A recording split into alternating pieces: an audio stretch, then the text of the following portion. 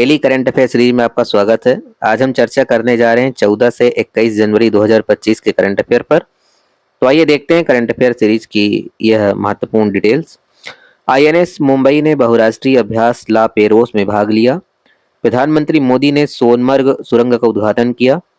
IMF ने भारत के वित्त वर्ष 2025 के विकास अनुमान को घटाकर 6.5% किया। 21वां थर्ड IACI फिल्म महोत्सव मुंबई में शुरू। रायपुर में वाटर 360 डिग्री सम्मेलन शुरू हुआ।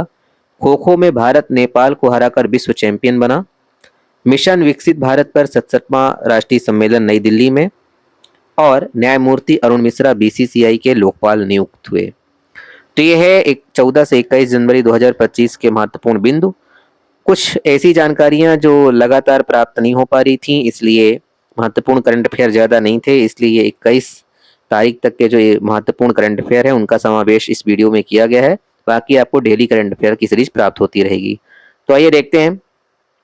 आईएनएस मुंबई में बहुराष्ट्रीय अभ्यास ला पेरोस में भाग लिया है। स्वदेशी रूप से निर्मित विध्वंस पोत आईएनएस मुंबई 8 देशों अर्थात Australia, France, America, Britain, Indonesia, Malaysia, Singapore और कनाडा की 9 सेनाओं के साथ अभ्यास ला पेरोस के चौथे संस्करण में भाग ले रहा है।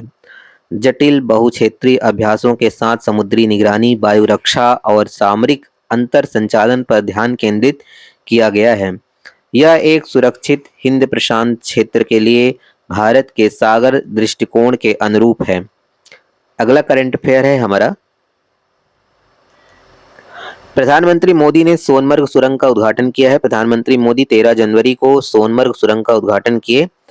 जम्मू और कश्मीर के सोनमर्ग के दौरा भी किया उन्होंने।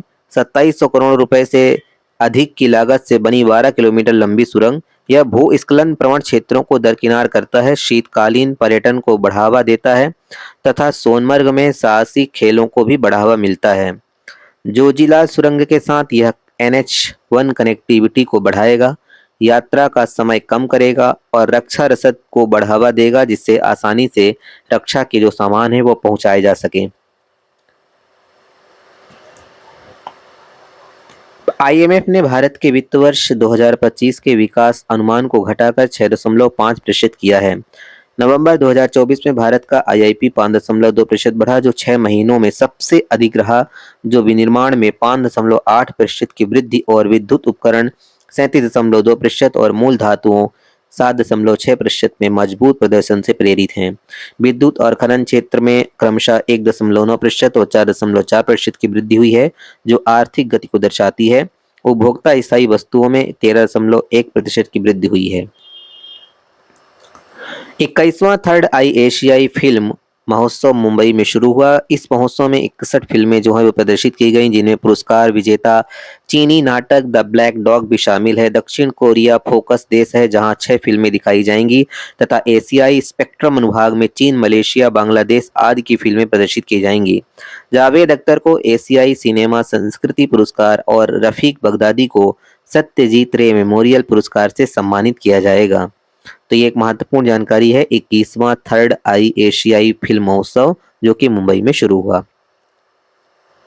रायपुर में वाटर 360 डिग्री सम्मेलन शुरू हुआ। भारत जल कार्य संघ का 67वां वार्षिक जल 360 डिग्री विषय वस्तु इसकी जो थीम है वो है रायपुर पर हुआ। छत्तीसगढ़ के मुख्यमंत्री विष्णुदेव साय ने कार्यक्रम का उद्घाटन किया और जल संरक्षण एवं प्रबंधन को भावी पीढ़ियों के लिए महत्वपूर्ण जिम्मेदारी बताया है।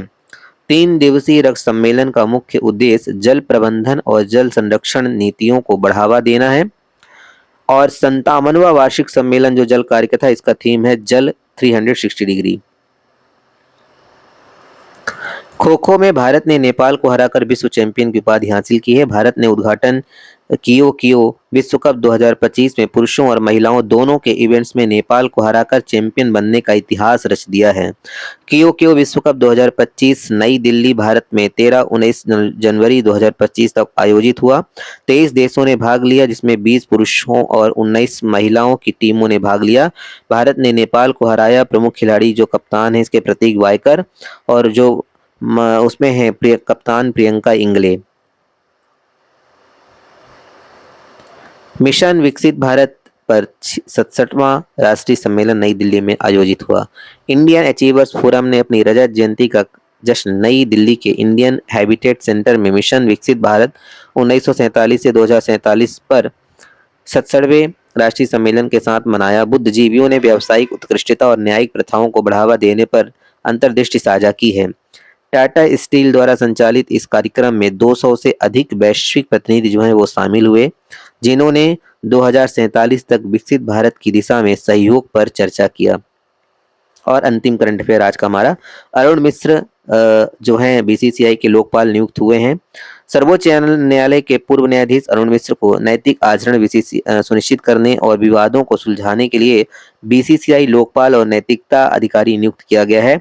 देवजीत सैकिया बीसीसीआई सचिव चुने गए, जिन्होंने जय शाह की जगह ली। प्रभतेज सिंह भाटिया कोषाध्यक्ष बने हैं। मिश्रा के व्यापक कानूनी करियर में राजस्थान और कलकत्ता उच्च न्यायालयों के मुख्य न्यायाधीश के रूप में भूमिकाएं शामिल हैं। तो ये थे करंट अफेयर। धन्यवाद।